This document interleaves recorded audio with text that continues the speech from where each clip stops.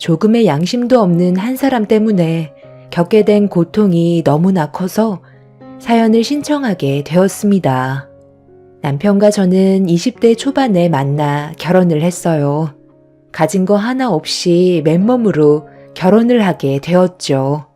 양가 집안 경제적으로 부유한 편은 아니었지만 젊은 나이에 서로 열심히 살다 보면 남들보다 몇 년은 빨리 자리를 잡을 수 있다는 양가 부모님의 말에 비록 가진 건 하나 없었지만 땀 흘리며 살아가다 보니 조금씩 자리를 잡는 게 보였어요. 저희 부부의 목표는 30평대 아파트에 들어가기 전까지는 아이를 가질 계획은 없었습니다. 불안정한 가정 환경에서 아이가 생기게 된다면 앞으로의 삶에 희망이 없을 것 같아 저희 부부는 10년 동안 아이 생각은 접고 돈만 악착같이 벌기로 했었어요. 짧은 시간은 아니었지만 10년이 지나도 30대 초반이기 때문에 그때 돼서 아이를 가져도 충분하다고 생각했었죠. 그렇게 조금이나마 안정적인 미래를 위해 달리다 보니 10년이라는 시간은 눈 깜짝할 사이에 지나갔고 노력은 배신을 하지 않는다고 열심히 살아온 결과 저희가 목표로 한 30평대 아파트에 들어갈 수 있었어요. 혼자서 생활할 때는 돈을 저축하기보단 제가 하고 싶은 것들을 해왔었지만 그렇게 살아온 시간들이 참 후회되더라고요. 그 돈을 차라리 모았더라면 훨씬 더 빠르게 저희가 세운 목표에 도달할 수 있었겠지만 이미 돈이 없는 상태에서 시작하다 보니 상당히 오랜 시간이 걸렸던 것 같습니다. 수도권은 아니더라도 변두리에 30평대 아파트를 장만하게 되니 너무 뿌듯했었어요. 투룸에서만 지내다가 아파트로 입주하게 되면서 삶의 여유도 생기게 되었고 앞으로 행복한 날들만 펼쳐지게 될 것 같아 한껏 기대에 부풀었었는데 그건 제 착각이었죠. 10년 동안 단 한 번도 거들지 않았던 한 사람이 갑자기 짐을 챙겨 저희 집으로 들어왔습니다. 다름 아닌 시모였죠.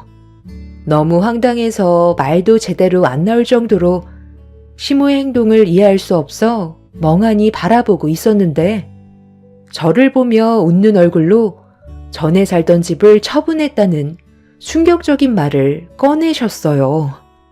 여기서부터 시모와 저와의 관계에 금이 가기 시작했습니다.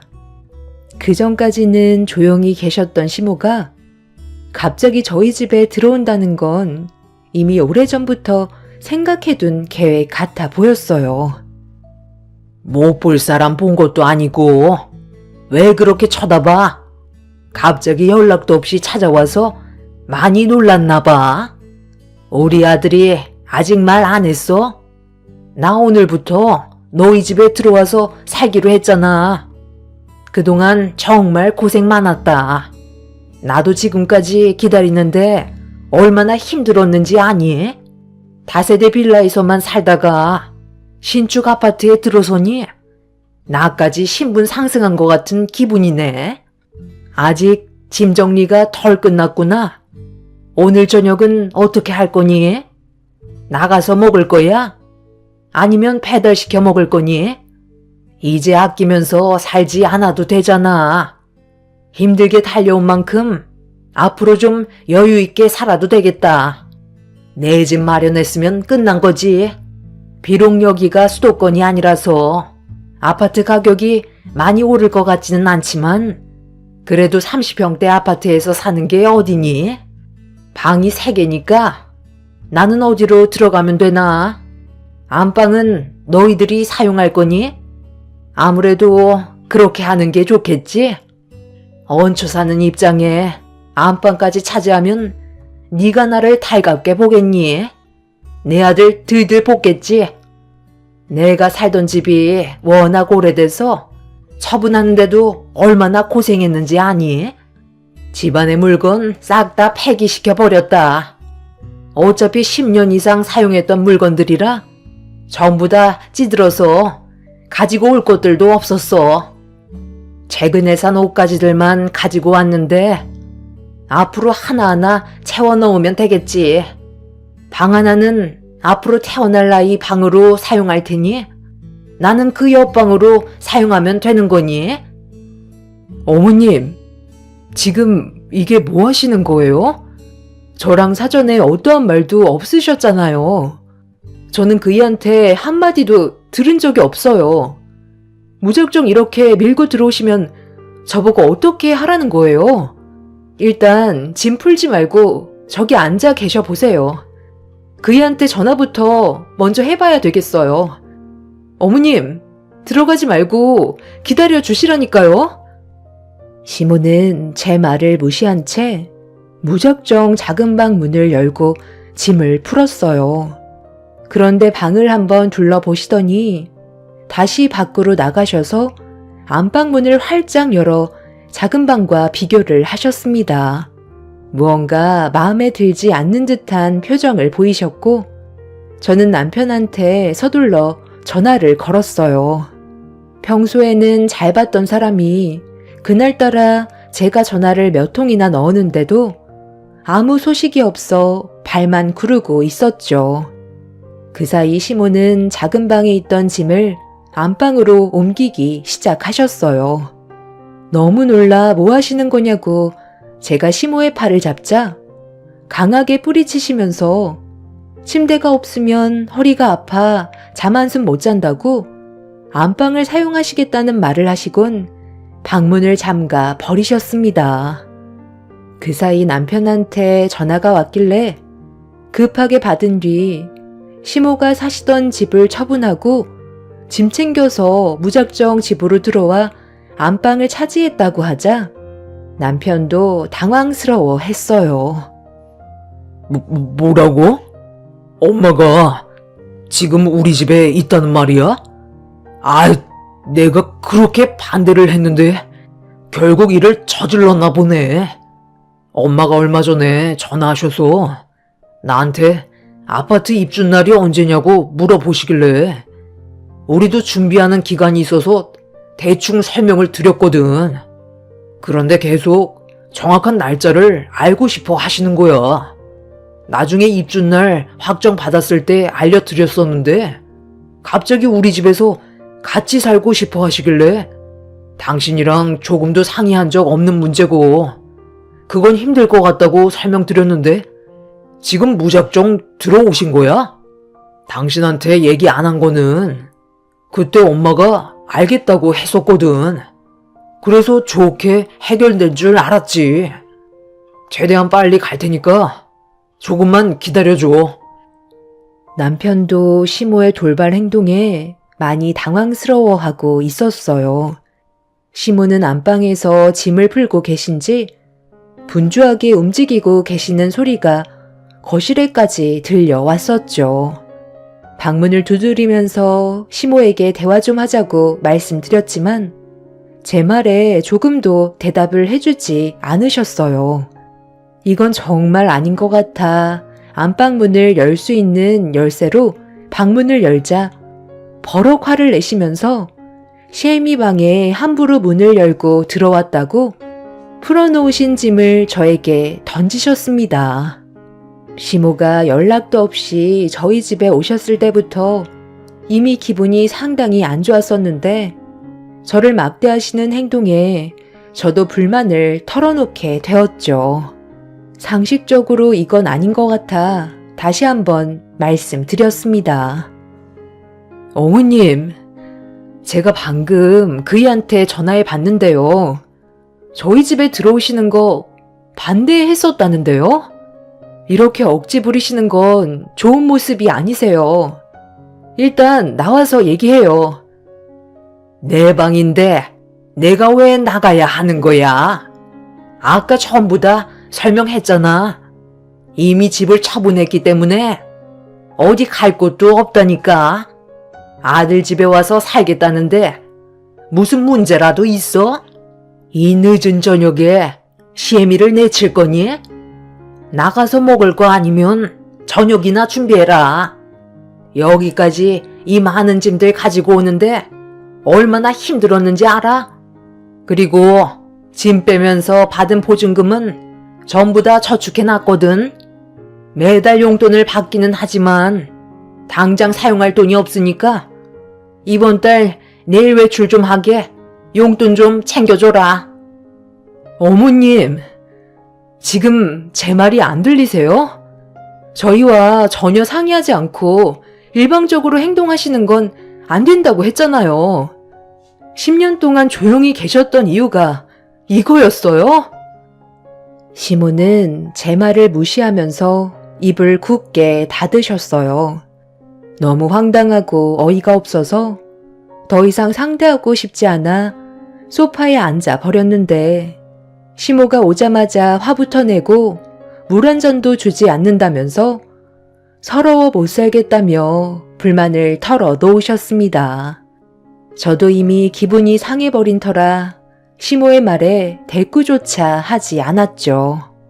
그렇게 집안 분위기가 점점 험악해지려 할 때 남편이 도착했는지 현관문을 열며 허겁지겁 들어왔어요. 시모는 남편을 보자마자 밝은 얼굴로 맞아 주셨습니다. 엄마, 지금 이게 뭐 하시는 거예요? 제가 분명 안 된다고 말씀드렸잖아요. 이렇게 무작정 밀어붙이시면 어떡하자는 거예요? 일단 짐 다시 빼주세요. 네가 안 된다고 했었니? 나는 된다고 하는 줄 알고 들어온 건데. 그리고 방도 많은데 엄마가 좀 같이 살면 어떠니? 내 나이가 몇인데 혼자 사는 것도 외로워서 앞으로 태어날 손주 얼굴 보면서 사람 냄새 나는 공간에 같이 있고 싶다는 건데 이렇게까지 매몰차게 해야 돼? 너희들이 나를 이렇게까지 싫어하는지 몰랐다. 어머님, 지금 그게 아니잖아요. 저희와 충분히 상의한 것도 아니고 무작정 일을 벌이셨으니까 그런 건데 왜 저희 입장은 조금도 고려해주지 않으시는 거예요? 이렇게까지 하지 않으면 너희들이 이 집에서 나랑 같이 살자고 했겠니? 애초에 마음도 없었잖아. 그래서 이렇게까지 하지 않으면 들어올 수 없을 것 같아 내 마음대로 움직였다. 어차피 집을 새로 알아보려 해도 시간이 걸리는 거고 어디 갈 곳도 없으니 당분간이라도 같이 지낼 수밖에 없으니까 이제 그만들 해라.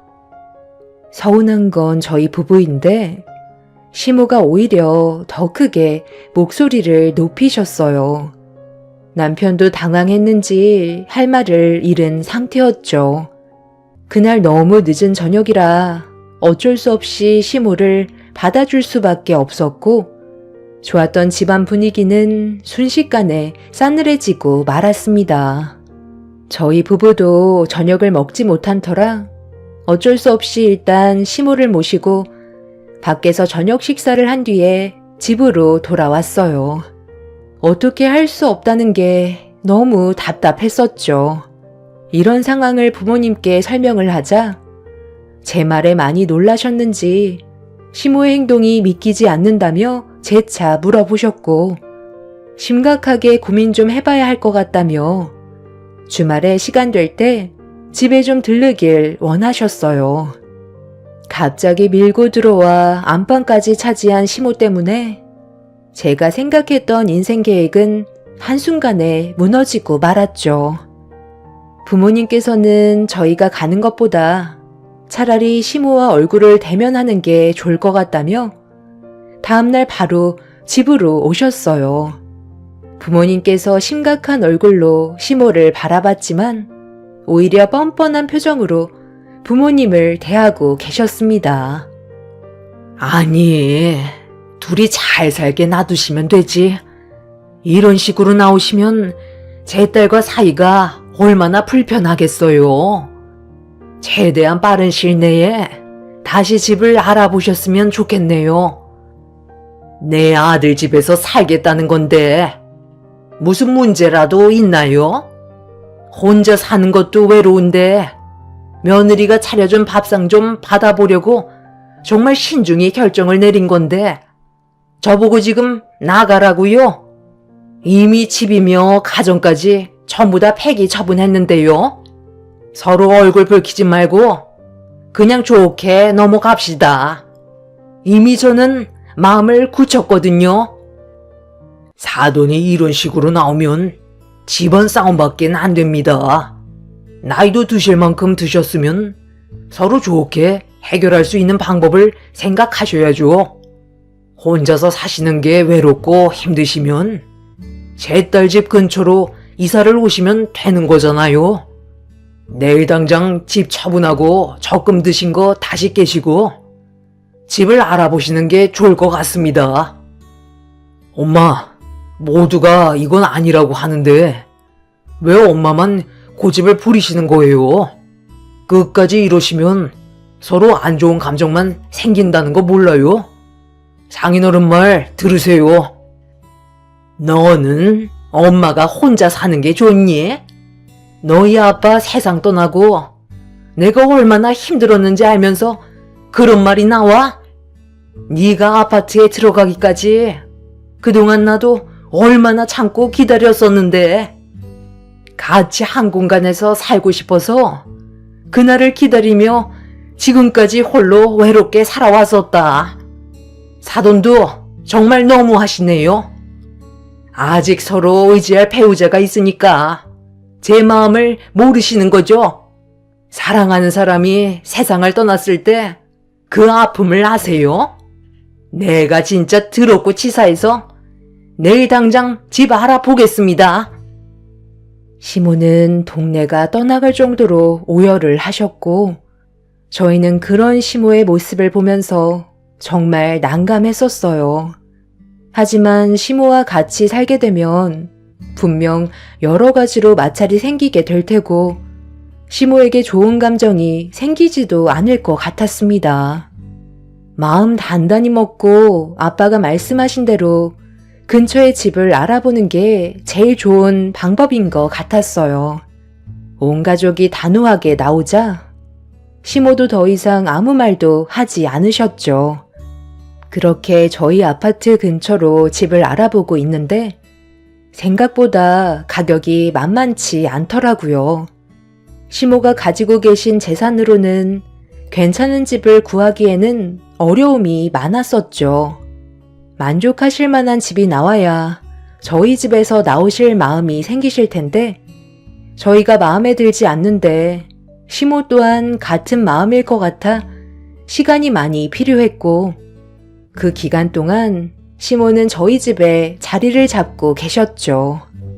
제가 꿈꿔왔던 삶도 아니고 안방에서 지내지 못하는 것도 서러운데 시모 눈치까지 보면서 살아가야 하는 제 삶이 너무 처량해 보였습니다. 저희 부부는 아침을 안 먹고 출근하기 바쁜데 시모는 아침밥을 꼭 챙겨 드셔야 된다며 저보고 한두 시간 일찍 일어나 아침상까지 준비하길 원하셨죠. 삶의 패턴이 시모가 원하는 방향으로 점점 치우쳤고 저는 우울증 증세까지 오고 말았죠. 부모님께서 제가 정신적으로 너무 힘들어하자 더 이상은 안 될 것 같으셨는지 시모가 가지고 계신 돈에 저희 부모님의 돈까지 합쳐서 그나마 괜찮은 신축 빌라로 알아볼 수 있었어요. 남편은 저희 부모님께 최대한 빨리 갚겠다며 고개를 들지 못했었죠. 문제는 집안이 텅텅 비어서 가전이며 가구까지 싹 다 다시 새 걸로 사들여야만 했어요. 원하는 대로 해주지 않는다면 시모는 저희 집에서 절대 나가지 않겠다고 쐐기를 박으셨죠.